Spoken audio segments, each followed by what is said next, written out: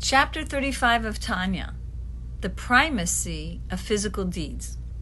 Why must the soul descend to this world only to battle the evil inclination without end? The deed is what matters, for that alone draws God's light onto the animal soul and body. So many of us are sick and tired of battling every day, seemingly getting nowhere, as if like we're striving in vain.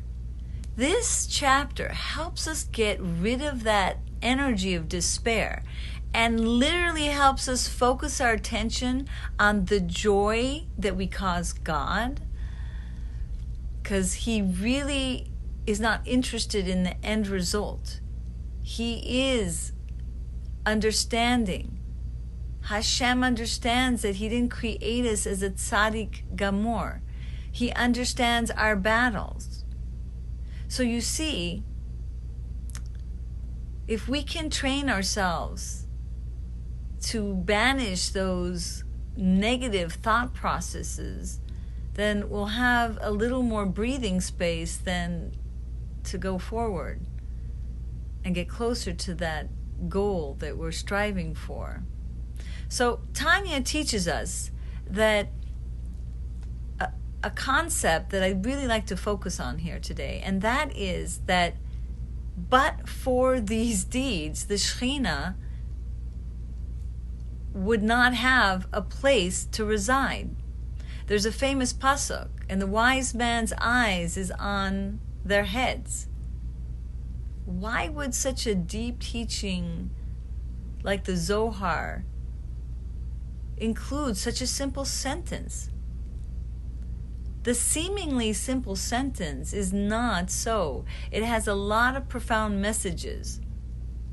And that is, the wise man's eyes are actually looking on his head. Is the thought, speech, or action that he's about to partake cause the Shekhinah to rest on him or not? That's why the wise man's eyes are constantly looking on his head. So we see that these deeds are essential for our soul to shine and be united with the Shekhinah. So the question might be asked, why not our godly soul? Why isn't that enough for the Shekhinah to rest on us? It's so holy. It's a chelek Elokai mamish, a part of God. So we're taught as follows. First of all, even the tzaddik who loves Hashem perfectly, there's still the I, the tzaddik, Alvai, that loves Hashem. So there's an entity. And just like if you see, when you have a Chanukiah, if you don't have one of the components, then the flame won't continuously shine. So the oil is that particle that actually gets consumed 100%, and you consistently have to put that oil to make that light shine. So too, if our soul acts like the oil and gets 100% absorbed, then we won't be down here. Our godly soul needs to stay down here so that we can exist. So we need something else to act as an oil to keep the flame of the neshama united with the Shekhinah to shine upon us. So the wick is the body, the good deeds is the oil,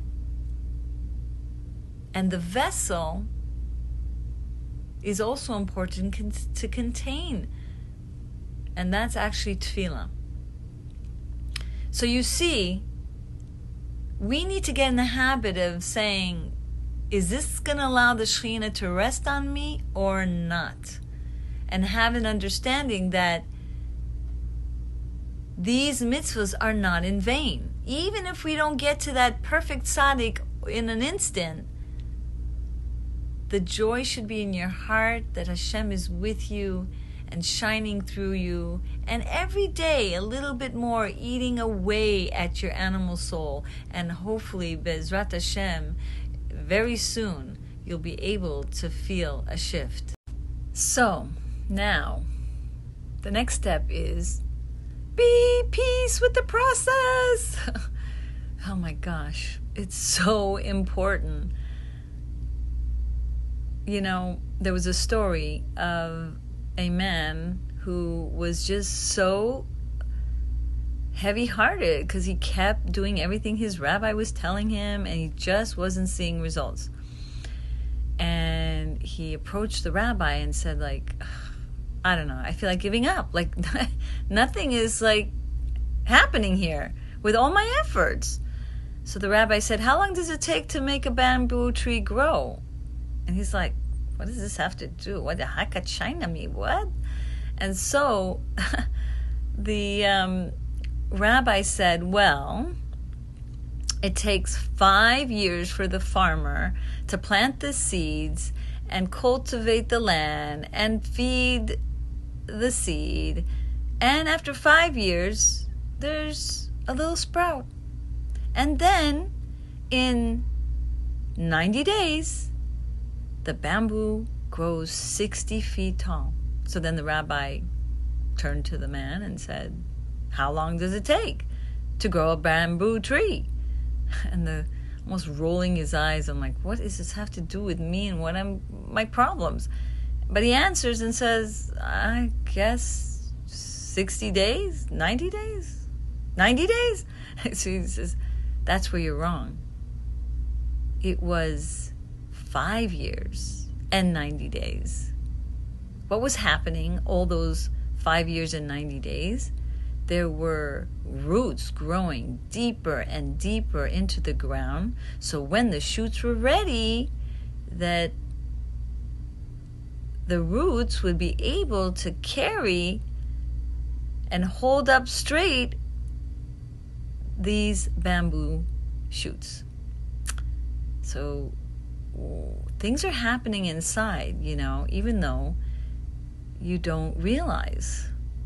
Kind of like a child will complain, I don't want to do the homework, I don't want to do the homework. And he's like trying and doing the homework, and he doesn't realize, like, there is neural pathways being created and more cells developing, and, you know, that's going to help him in the long run.